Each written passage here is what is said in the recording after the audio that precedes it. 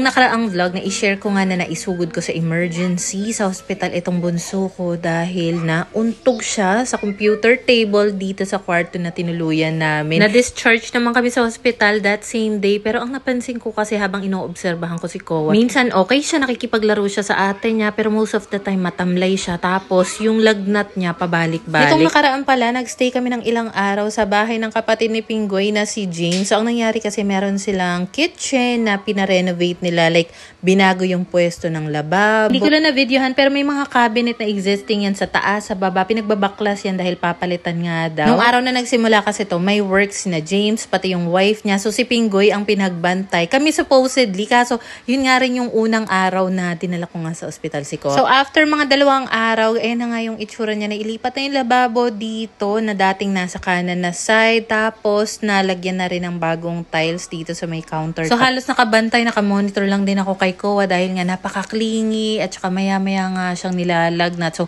for the punas talaga ako palagi ng katawan niya, painom ng gamot. Tapos ito nga palang si James, nag-abala pa talaga ng pa-cake para kay Kowa even though tapos naman na yung birthday ni Kowa. And small world talaga kasi meron siyang office mate, si Chloe. Nanonood pala si Chloe ng mga vlogs ko, tapos office mate niya nga si James. So ayan, pag uwi one time ni James, dala-dala niya nga itong regalo ni Chloe. So thank you so much, Chloe. Salamat din sa pa-cake, James. Grabe naman talaga.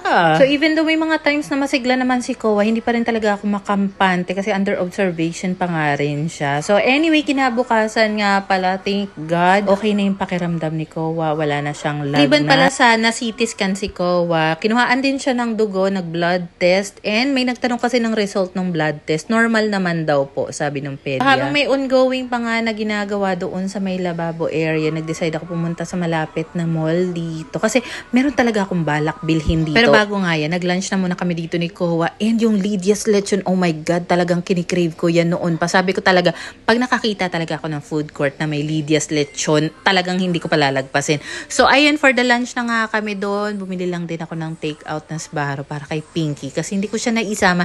Hindi ko talaga carry magbitbit ng 2 bata, tapos aalis, tapos ako lang. Si Pinggoy naman may ginagawa rin. Anyway, nandito nga pala ako dahil kailangan ko maghanap ng foundation, liquid foundation, at the same time, kailangan na rin namin ng underwear ni Pinggoy. Wala na kami underwear dahil ilang araw na rin kami doon. May nakita ako nag-post dati online about Baleno na sleepwear. Tapos tinignan ko siya. Meron din pala dito mga underwear, mga t-shirt, shorts, mga 100% cotton. Tapos ang ganda talaga ng tela niya. Tapos affordable siya kung ikukumpara mo siya like sa mga bench, pen shop.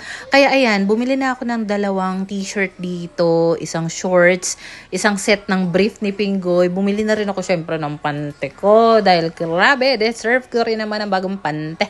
At saka eto nga pala finally napili kong liquid foundation. Pwede naman talagang bumili online, pero ang habol ko kasi is matest kung ano yung compatible sa skin tone ko. At saka pag doon sa malalapit na mall sa amin, limited kasi yung mga brands ng mga foundation. Dito, naka-check talaga ako ng iba't iba. Bumili na rin kami ng iba pang kakailanganin namin. Then, pagka-uwi nga namin, nalaman namin na hindi pa pala makakabit yung mga bagong cabinet doon nga sa kusina ni James. And willing naman talaga kami magstay doon para at least makatulong kami in any way na pwede namin sila matulungan pag-organize and all that. Kaso, dahil mukhang hindi pa nga matutuloy, kaya umuwi na muna kami. And ayun lang, nakakamiss lang din itong maliit naming bahay. Tapos ayan nga si Pinggoy na yung nag-asikaso sa mga bata. And diba nga bago kami umalis, naglinis ako dito sa kwarto. Mas maluwag na talaga siya. Inapansin kong mas natutuwa yung mga anak ko dahil mas malaki yung natatakbuhan nga nila dito sa loob ng kwarto namin. So eto nga pala yung bago naming sinusubukan na projector ngayon. Napakalinaw talaga niya. Ang angas talaga. Ang lakas ng audio.